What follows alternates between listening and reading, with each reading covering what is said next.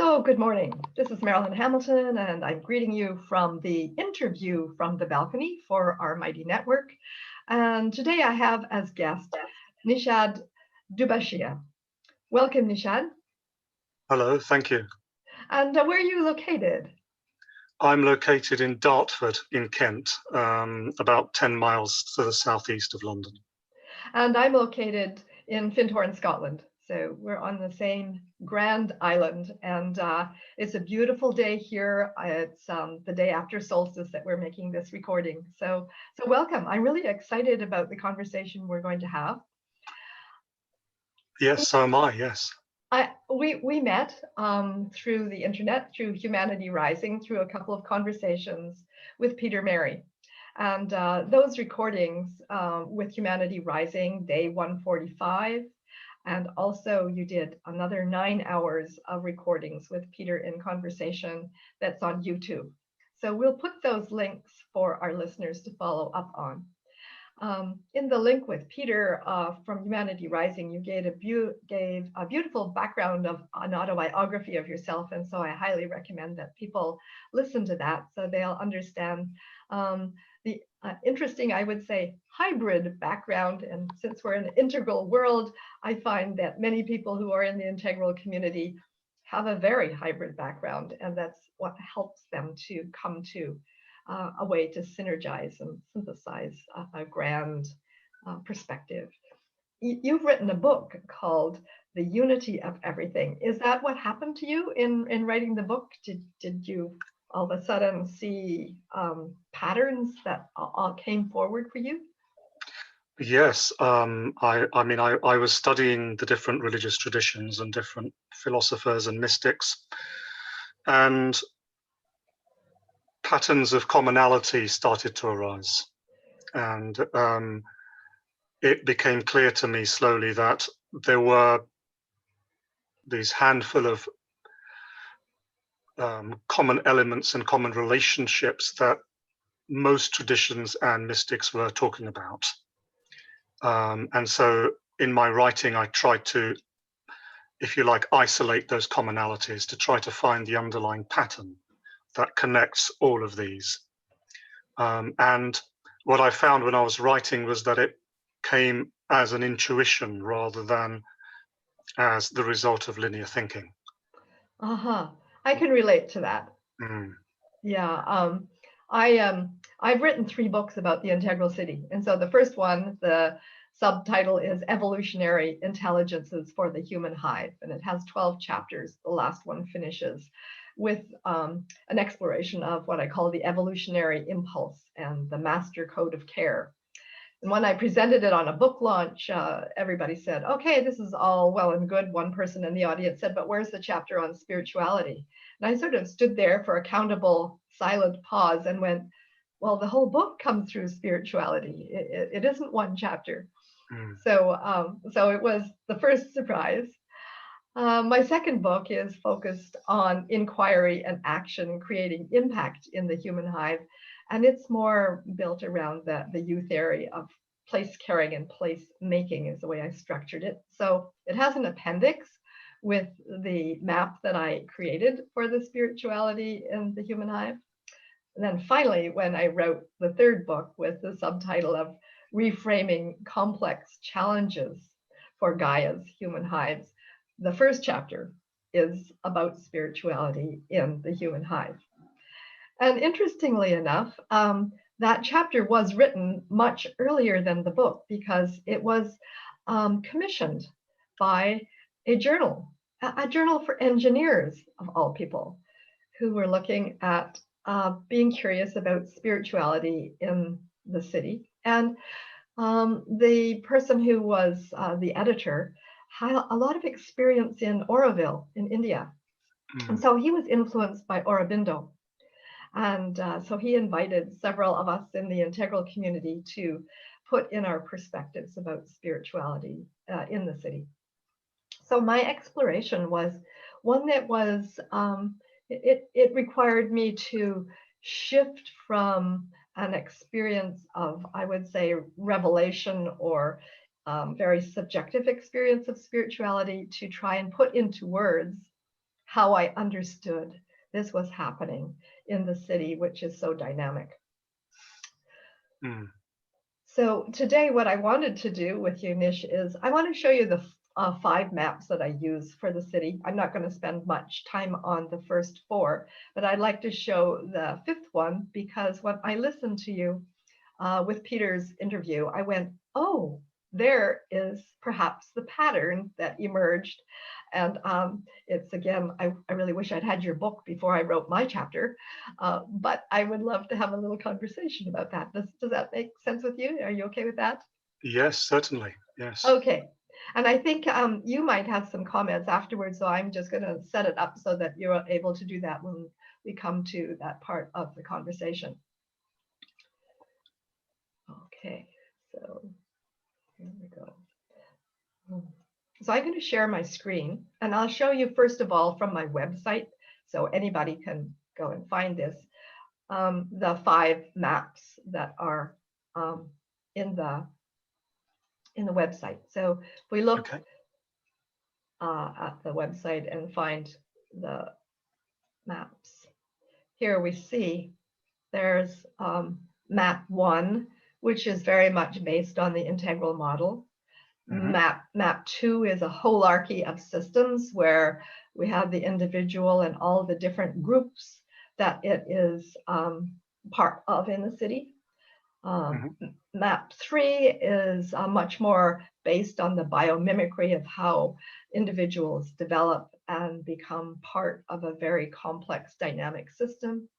Map 4 is about the different organizations that emerge in the city, very much based on the spiral dynamics perspectives. And right in the center is this map 5, which is spirituality in the city, which I would say is capturing the evolutionary impulse that emerges all the other maps. Right. So I'm going to just show you a bigger picture of that map 5. Okay. And for our listeners, they can read the details about this both on the website, in book 3, and I've written a number of different blogs about the maps as well. So here we are. Here's the map that I think when I listened to your work, it resonated so much how you were describing the diamond model. Because how I see the spirituality in the city is I've tried to use universal language. So I haven't used language from any particular faith system. So something that really resonated for me with your unity of everything is that you're able to look at all the different faith positions and notice the universal pattern. So you'll notice I've got some borrowings from multiple, I guess, taxonomies, if you will. So I start from a ground of being, which is love, and within that, a source. Some would call it God. I've just called it source, and there's many other languages. I determined there was an energetic pulse called involution, which emerges from source and manifests our experience on Gaia, on Earth.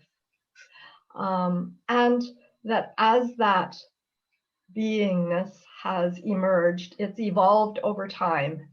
And I've used the evolutionary impulse as returning to source. So this is a very flat model of the two-dimensional perspective of this.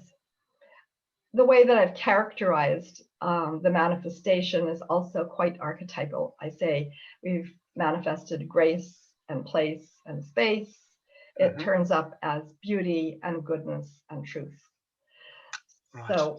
So those are the earthly manifestations that also have evolved through my understanding of the subtle field and the causal field, are becoming more and more closer and closer to returning to source. And I certainly, living in Findhorn, I have much more exposure to what would be called the invisible beings in the subtle realms. Many practices that would take us into a causal realm. And I know these terms are from my perspective, borrowed from Wilber's terminology that he uses. Yes. Maybe not defined the same way as Wilber would do it, but this was sort of what came to me. Mm-hmm. So that's sort of a little concise picture of map 5. Does that make sense to you so far? Total sense. Yes. Very, very intuitively true for me. Yes. Okay. So good, because I want to now do something and play for you an animation of all 5 maps. It's not very long. It's about a 3-minute animation, because it became, so when I first started writing my first book, I realized one map would not do. So I already had shape-shifted the 4 maps in the first book. So when I came to think about the spirituality in the city, and I realized, oh, this is a different map, but it's another shape-shifting. And as I've deepened into that, I realized, actually, although it's numbered map 5, it's the first map, and all else comes from it. So I had a fantasy that I would create an animation of them, and I have been working with Peter Vackers, and he did this little animation for me. So I'll just play it for you. Okay, great.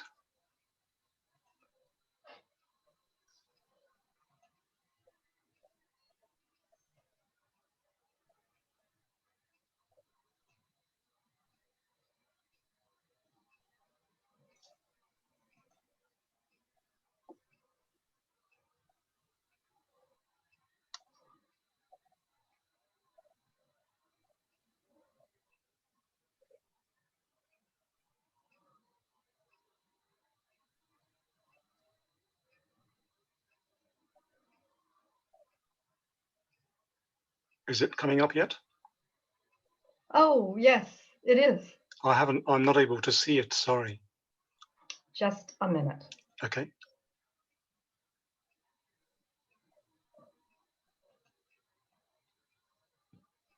I think I forgot to share my screen. No, it says it's sharing. Let me see if it works again. Oh, just a minute. Okay.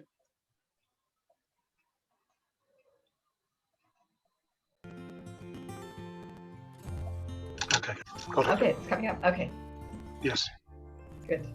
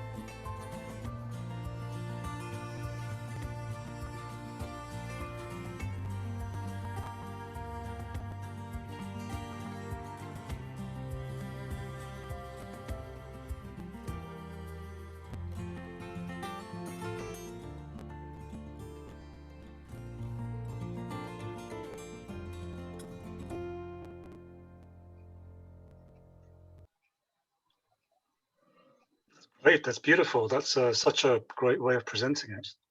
Yeah, I don't know if you could hear also the little musical background. I Yes. often, when I'm using it to teach with, I will comment over it and say which maps are evolving. But I just thought I didn't need to do that for you because you were pretty familiar with what was happening there. So anyway, I'd like to now invite some exchange with you because I was able to resonate very much with what you shared. And so what do you see? Am I off base, or do you think that this map 5 also is a version of the diamond model? Oh, completely, yes. I think map 5, the first time I saw it when you sent me a link a few days ago, to me, it's very obviously maps onto the diamond model very, very clearly, yes. If you like, I could share a slide of how I think it correlates exactly. Oh, that would be awesome. Great. If you just give me a second, I'll bring that up.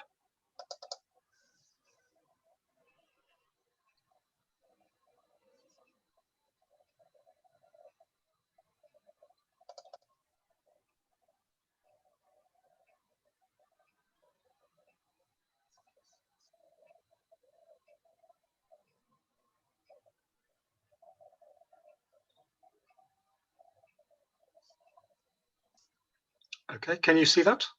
I can.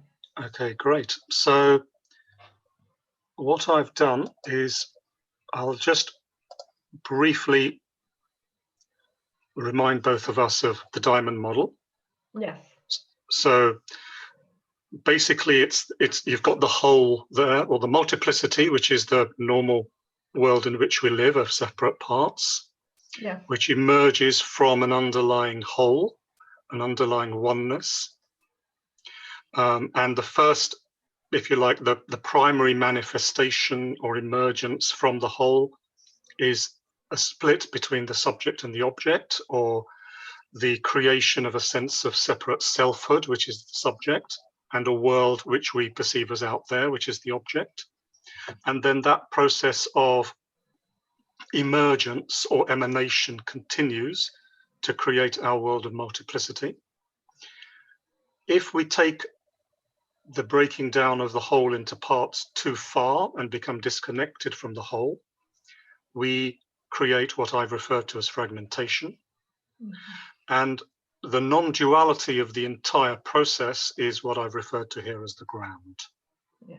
So the process whereby the whole emerges into the parts is creation, and then the parts rediscovering the whole is what I've called evolution.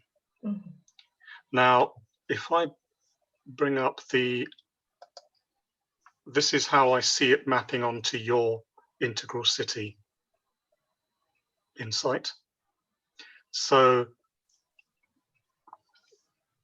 what I've called, well, if I start from the top, we have what you call source, where yes. If I've understood correctly, and please correct me if I have misunderstood, but the primary feature of source is goodness.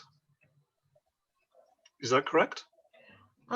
Keep going, because I think you might bring another way to interpret it. So just carry on. Okay. And we have what you call your causal field, which corresponds to what I've referred to as the whole. Mm-hmm.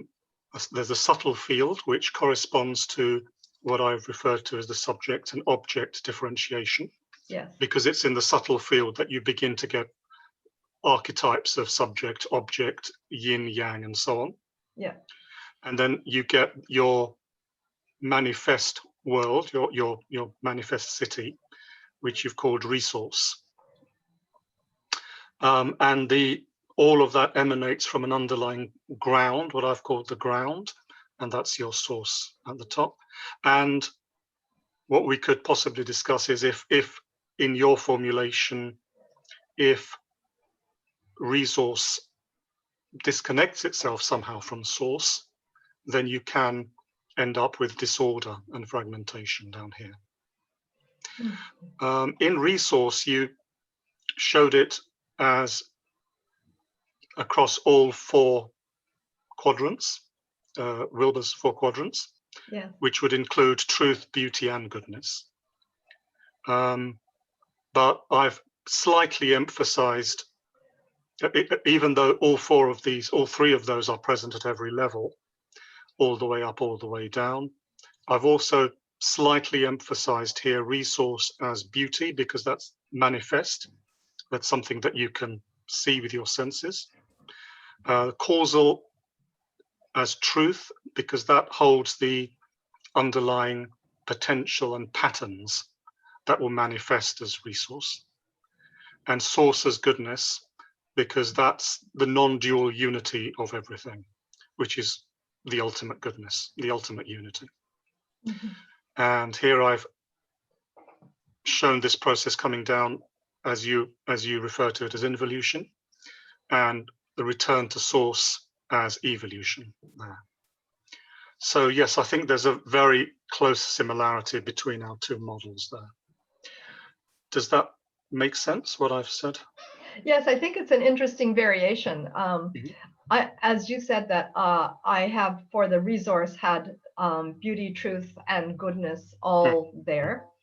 And I have not considered, you're bringing new framing for me to think about the causal field as holding the archetypes. So, or yes, that's right, isn't it? The causal field holds the archetypes. So your conversation with Peter about that was, that was very interesting, because they manifest into those polarities in the subtle field of yin yang, masculine, feminine, and subject object in the integral model. So I actually would say in the city they're place caring and place making. So I would probably want to keep playing with keeping the beauty, truth, and goodness as manifest at the earth, at the city level. Because I think they're resonating with the other aspects of the model. And I would even, I think it's in your version of either Bohm or Krishnamurti, you have beyond source, you also have what I've put as love in the ground of being. Right, yes. So yes. I see, I've had several discussions in the last few days around again, just listening to you and Peter talk about the both co-arising and co-embracing of the absolute and the relative at the same time. So that made sense to me, that this is I would say an adept level of consciousness. Yes, yes.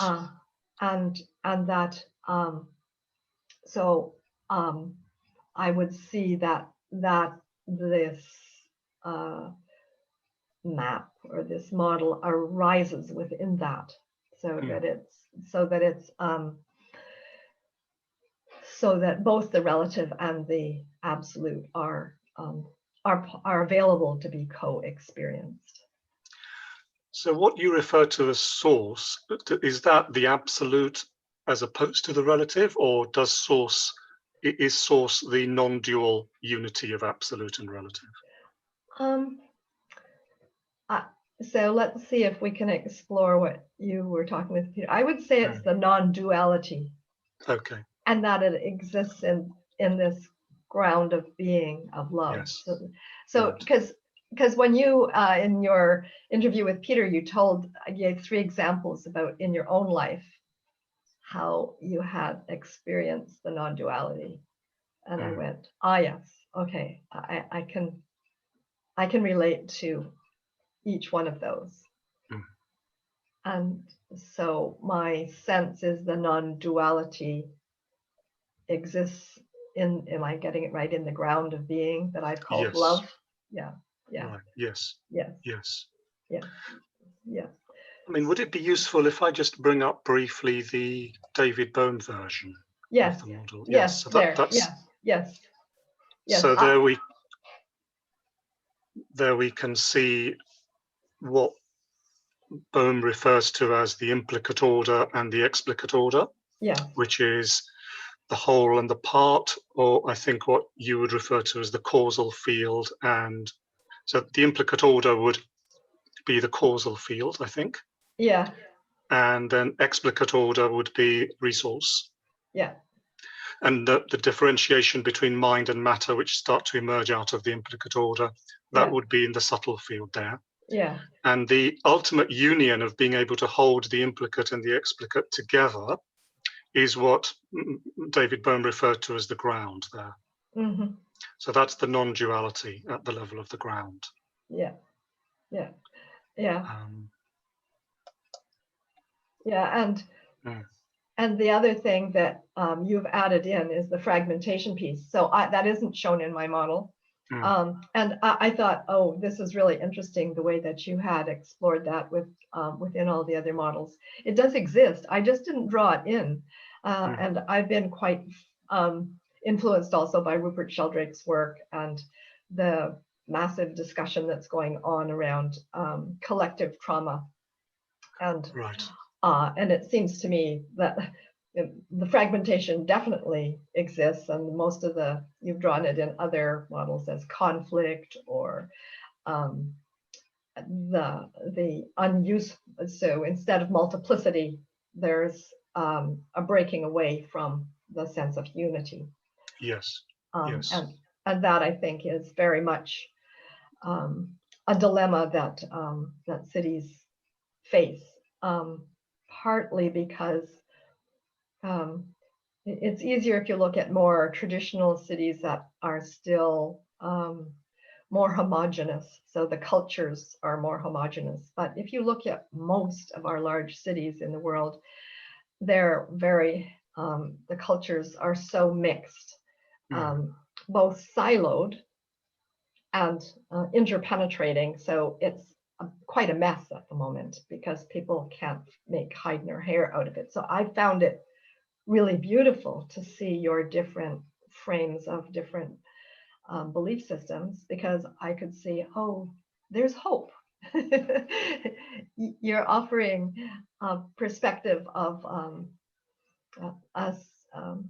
a model, the archetypal model that has emerged in the different phase systems. So I don't know if that it gives you pause or cause for recognizing the value of the work that you've done within a city context. Yes, I think so. And I think what I've, in the discussions with Peter, especially the Humanity Rising discussion, what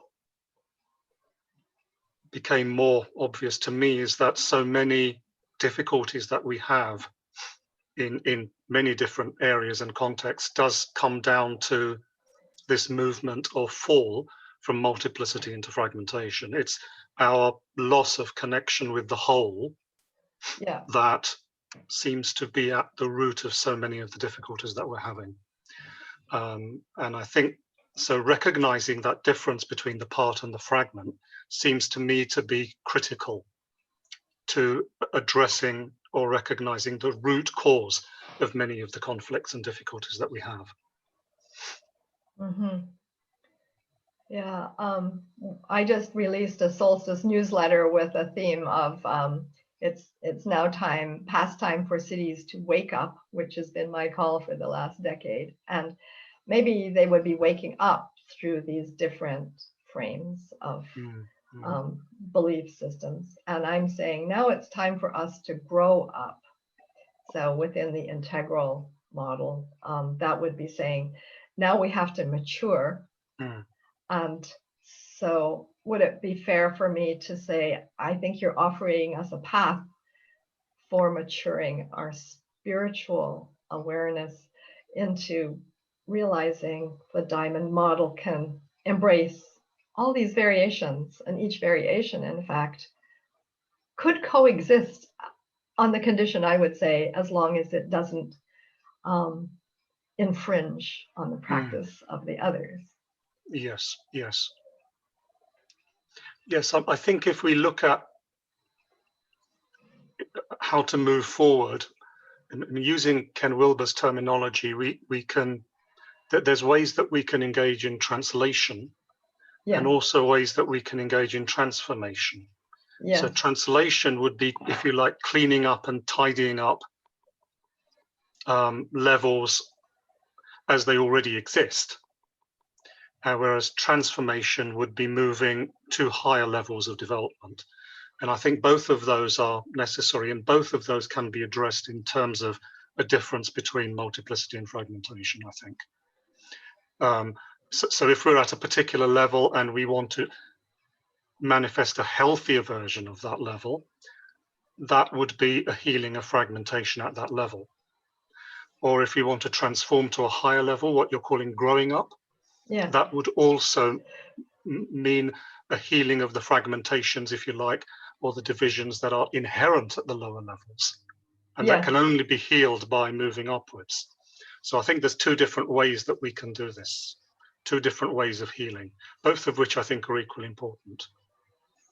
I think that's really valuable. And I remember that you also looked at the issues like coronavirus, and you had referenced Bina Sharma's work, and I had listened to her commentary on the coronavirus and was like really impressed with how she had thought it through, of how there's opportunities to intersect at different levels of complexity, and you had also transferred it into the diamond model. And I feel like I'm hearing you suggest her approach to that could be a bit of a map for us to think about healing in the city. Yes. When you see fragmentation in cities yourself, I mean, does it make sense in terms of your model to say that resource has moved away from source in some way? Absolutely, yes. Yes. It's disconnected. Yeah, and so it's not coherent. Their coherence has been lost.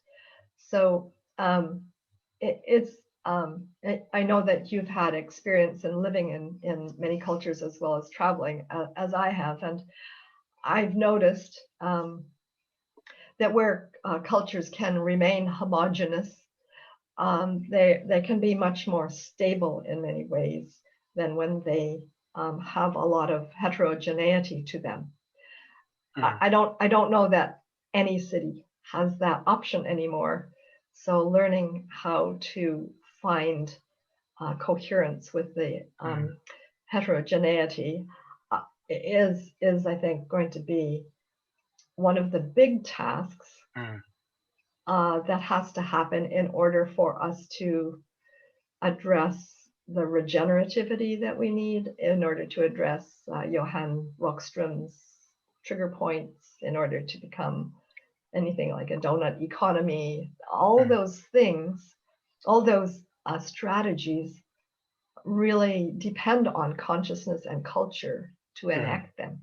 And that is one of the reasons that the integral city model manifested differently than, say, a resilient city or a smart city, because I feel the importance of the consciousness and culture in the city, and that it's fractal. So we each have that experience. My map too, that showed how we're all clustered together. We have these experiences at different scales within the city. So I'm very excited by your diamond model, because I think it is fractal as well. Yes.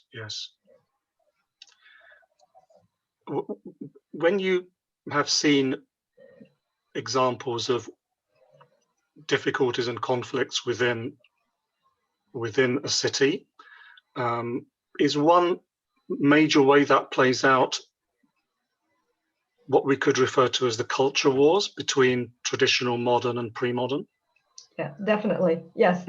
Yeah. Don Beck in Spiral Dynamics would call those tectonic plates. Right. So they'd be grinding against each other. Right.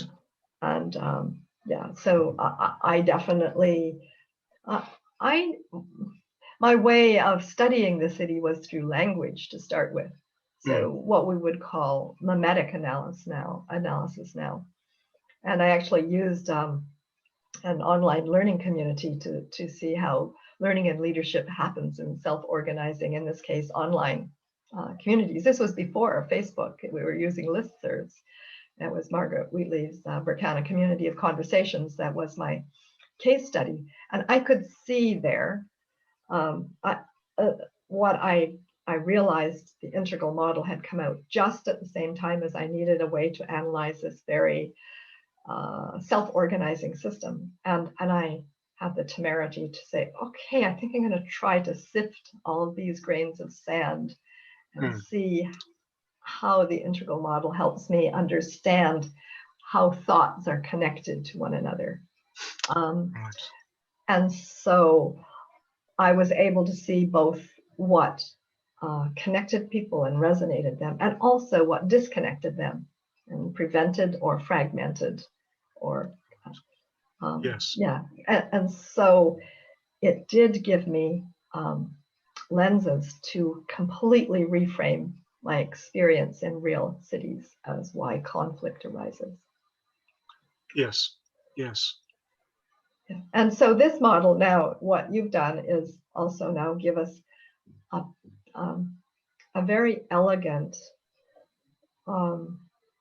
pattern that I appreciate, not only because it helps us see how coherence can emerge, but it's, I think, quite practical to be able to reappreciate what does fragmentation mean.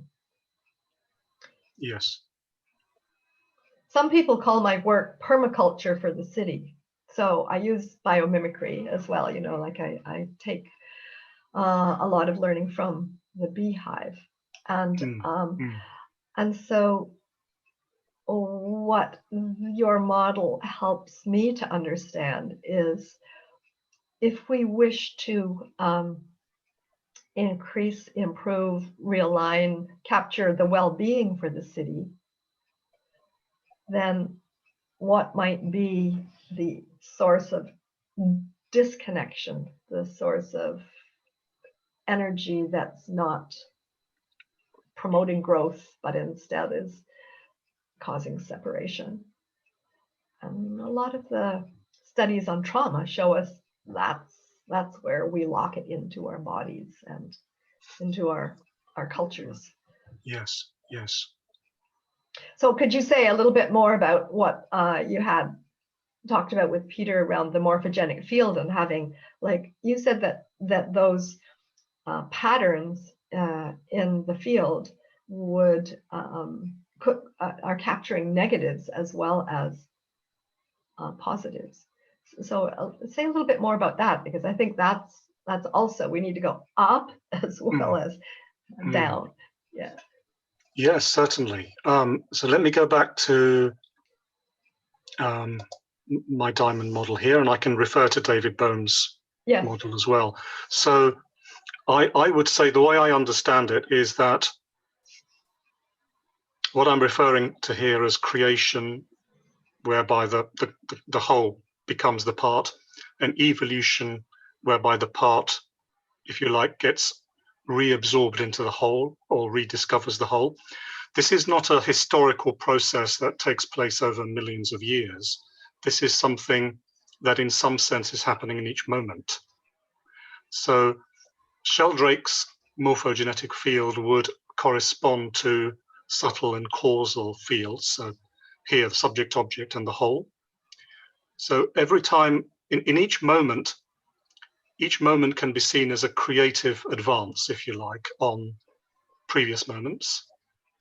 So something changes, something transforms in each moment.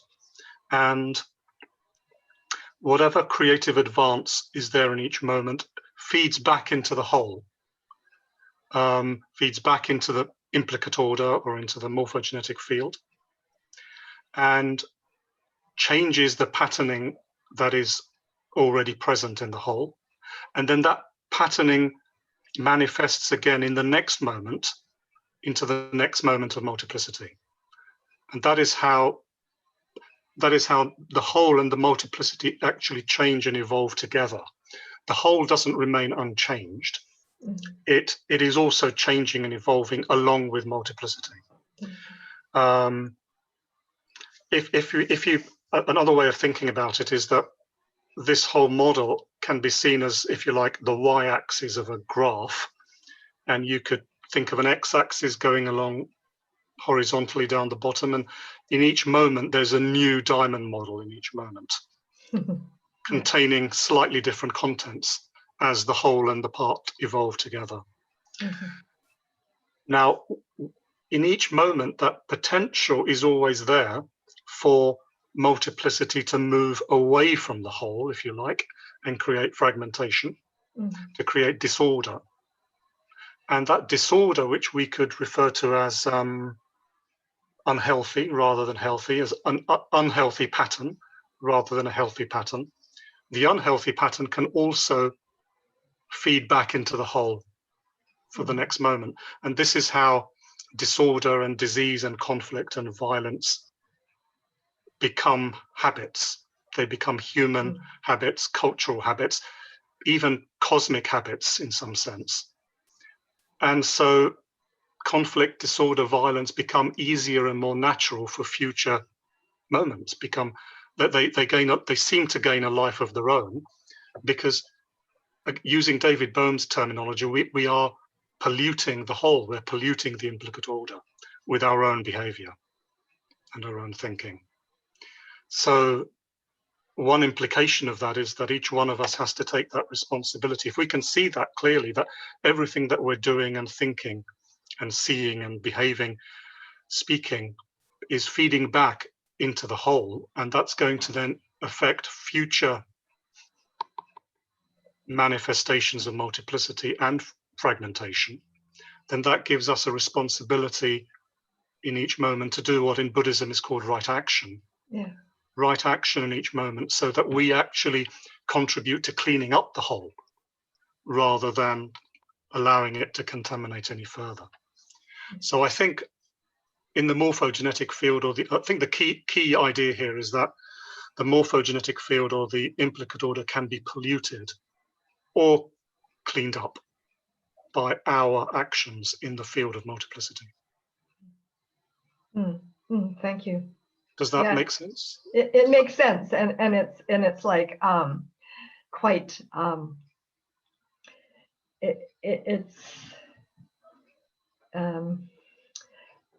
looking for the right word. It's both confounding in that, wow, everything I do is actually being translated into possible pollution or possible right action through right action into goodness.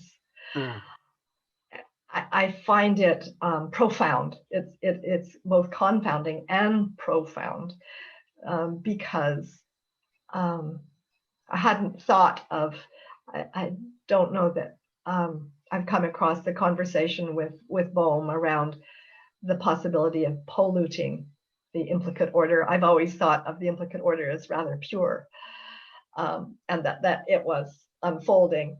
So to think that I have responsibility in each moment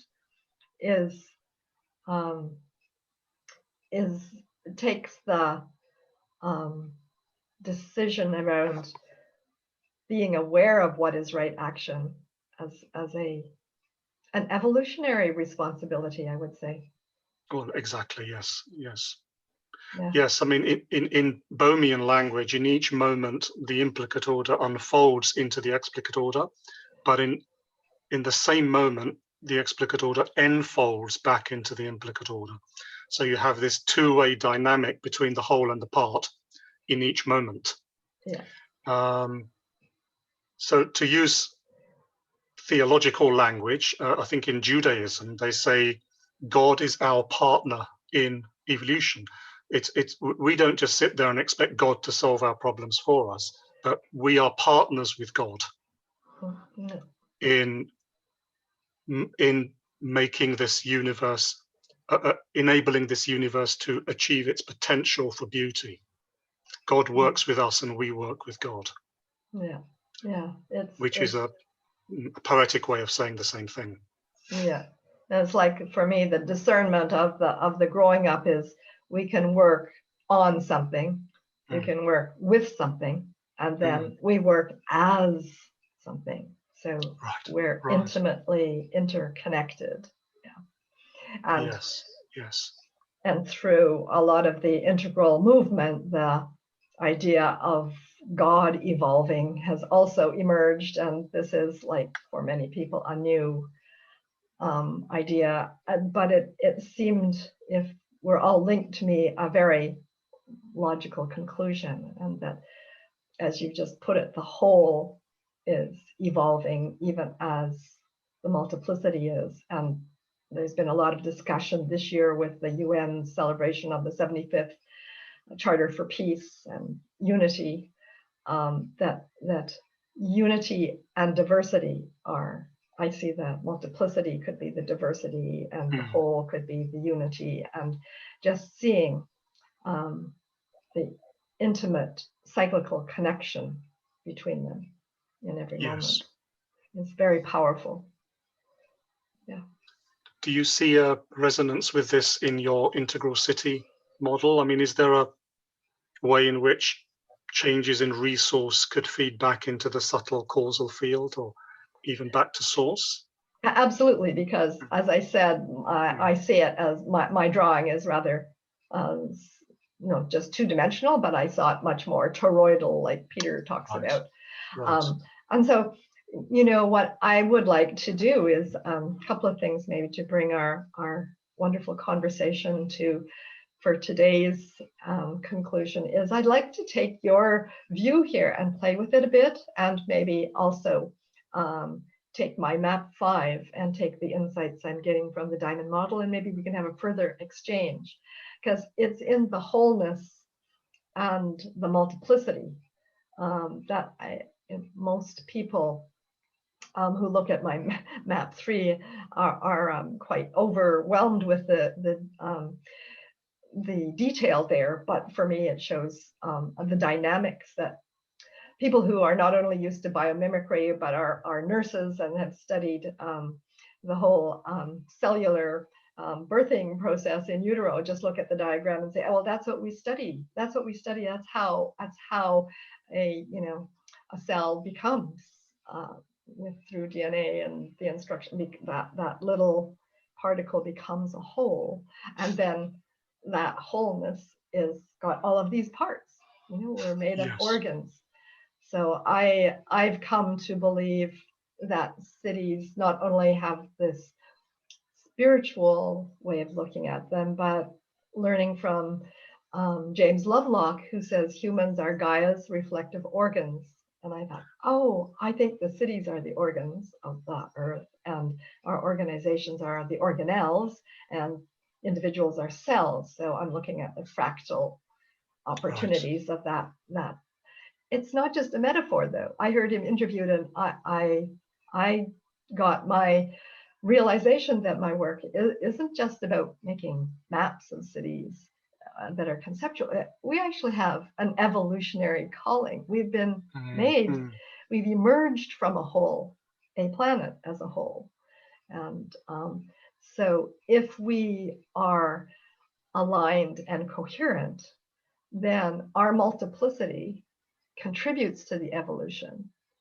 If we're disconnected, and as I'm saying, we have 10 years to grow up from where we are, just like a teenager moves from childhood into adulthood. They have about 10 years.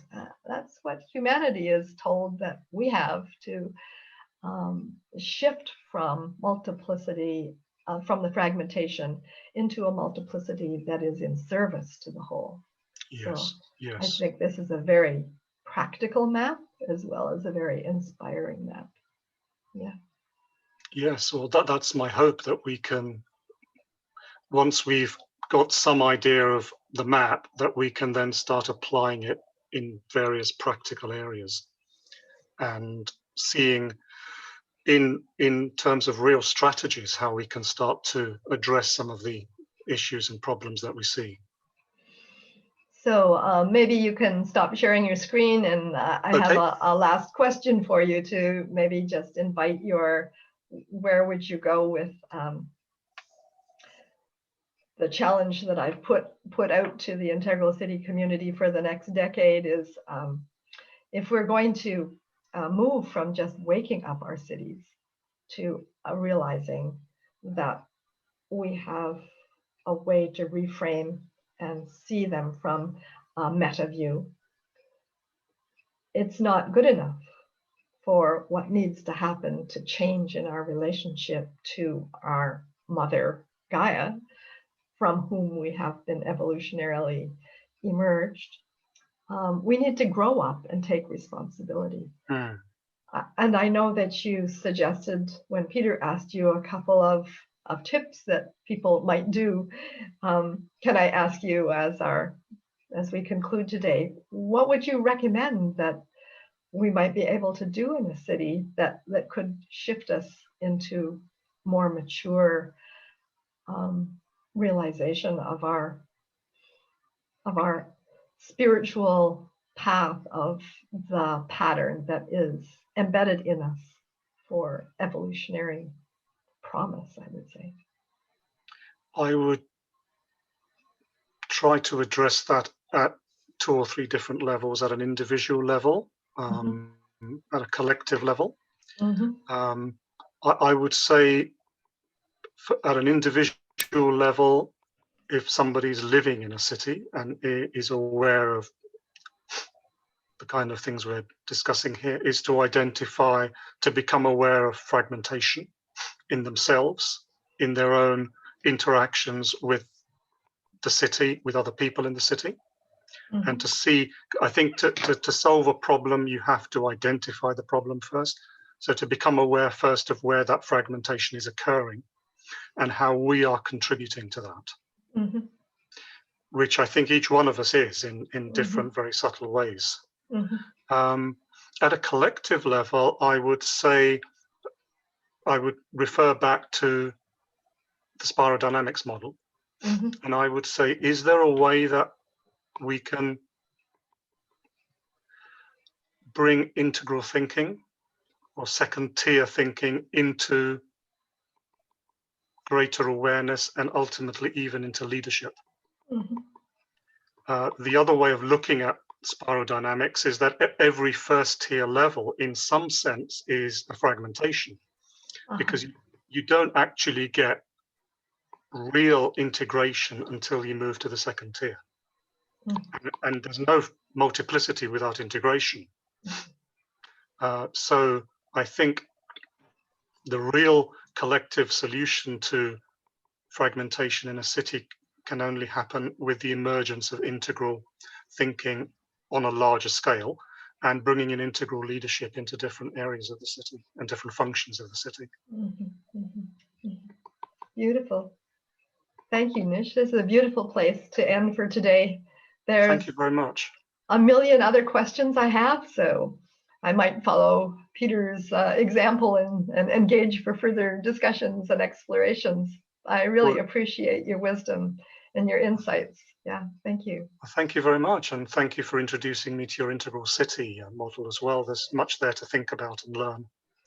Yeah, I don't think you've probably seen the chapter that writes up the whole model and unpacks it a little bit more. So maybe I can send that to you. And please do. Yes. And I know you have a example of the Aurobindo's model, and so it would be an interesting place because I've been thinking about some of the things I learned about Aurobindo's views of cities from 1920 that are quite surprising, and we might have an interesting exploration of that. Yes, let's do that. I mean, if you like, I can, because I'm a student of Aurobindo to some degree, and I'll look up what he had to say on this subject. Oh, that would be wonderful. And we could address that more specifically next time. Okay, that's wonderful. Well, thank you so much, and best greetings from the solstice and the sacred season that we're going through from many different faith positions. So thank you. Thank so you, much. and the same to you. Thank you very much, and speak again soon. Thanks. Thanks. Bye for now. Bye-bye. Bye-bye.